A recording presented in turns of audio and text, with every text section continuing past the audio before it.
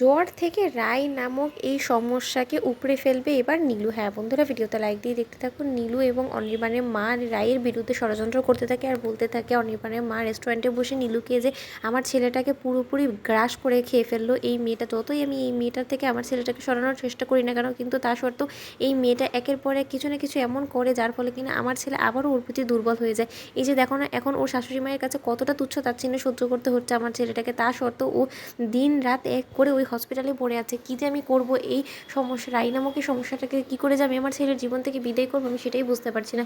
ওদিকে নীলু বলতে থাকে শুধুমাত্র আপনার সমস্যা বললে তো চলবে না আন্টি, ও রাই দিদিভাই তো আমার জীবনেও একটা সবথেকে বড় কাঁটা হয়ে দাঁড়িয়েছে। দিনের পর দিন আমার স্বামীকে নিজের কবজা করে রেখে, ওর সাথে অবৈধ সম্পর্ক রেখে ও আমার স্বামীকেও চালানোর চেষ্টা করছে, পাশাপাশি আপনার ছেলেকেও হাত করে রাখার চেষ্টা করছে। তাহলে বুঝুন ও দুদিক দিয়েই লাভবান হচ্ছে, আর তার বিনে আমরা কি পাচ্ছি? কিছুই না। তাহলে ওর তো একটা বিনাশ করতে হয়, ওর তো একটা শেষ আছে, তাই না? ওর শেষটা এবার আমার হাতেই হবে, দেখে নেবেন। তখন কথা বলা মাত্র অনিবারে মা বলতে থাকে যে কিন্তু সেটা কী করে বলো তো, আমিও তো চাই যাতে এই পথের কাটাকে জ্বর থেকে উপরে ফেলে দিই আমি, কিন্তু তার শর্তে আমার কাছে তো কোনো রকম কোনো উপায় নেই। আমি যাই যতবারই ওর বিরুদ্ধে ষড়যন্ত্র করার চেষ্টা করছি ততবারই আমি একের পর এক ফেল হয়েছে, কিন্তু এবার আমি এমন কিছু করতে চাই যার ফলে কিনা সাপও মরবে আর লাঠিও ভাঙবে না।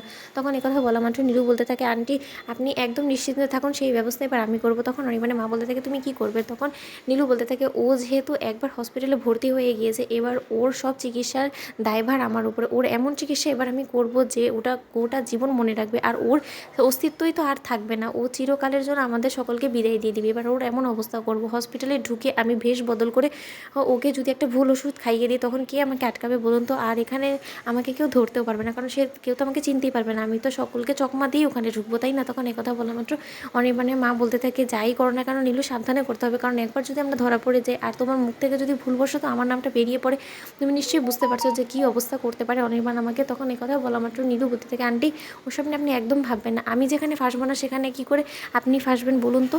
ওদিকে অনির্বাণের মা বলতে থাকে মনে মনে যে নীলু আমি তো এটাই চেয়েছিলাম যে কাটা দিয়ে কাটা তুলবো, তোমাকে তো আমি শুধুমাত্র ব্যবহার করছি যাতে তুমি তোমার দিদিভাইয়ের উপরে প্রতিশোধ নিতে গিয়ে আমার পথের কাটাকেও সরিয়ে দাও পাশাপাশি, তার জন্য আমি তোমাকে ব্যবহার করছি, নয়তো বা তোমার মতন মেয়ের কাছে আমি আর যাই হোক না কেন আমার সময় মোটেও লস করবো না। ওদিকে নীলু বলতে থাকে যে রাই দিদিভাই তুই শুধু অপেক্ষা কর, আমি আসছি, তোর আজকেই শেষ হবে, কারণ তুই যতদিন বেঁচে থাকবি ততদিন আমরা কেউ শান্তিতে থাকতে পারবো না, আর যতদিন পর্যন্ত না নীলু শান্তিতে থাকবে ততদিন পর্যন্ত নীলু কাউকে শান্তিতেও থাকতে দিবে না। তোর যথেষ্ট পরিমাণে বাঁচা হয়ে গিয়েছে, এবার তোর জীবনের শেষ ইতিটা আমিই ঘটাবো, আর আমি আসছি। ওদিকে অনিবারে মা বলতে থাকে যে নীলু তাহলে ঠিক আছে, যে কথাটা তুমি বলেছো সেটা তাহলে মনে রাখো, আর এই সুখবরটা যত তাড়াতাড়ি সম্ভব তুমি আমাকে দিয়ে আমি তোমার এই সুখবর শোনার অপেক্ষায় থাকবো। তখন নীলু বলতে থাকে যে অফকোর্স আন্টি আপনি শুধু অপেক্ষা করুন, আমি যত তাড়াতাড়ি সম্ভব করবো। তো বন্ধুরা ভিডিওটা ভালো লাগলে লাইক এবং শেয়ার করে সাবস্ক্রাইব করতে ভুলো না।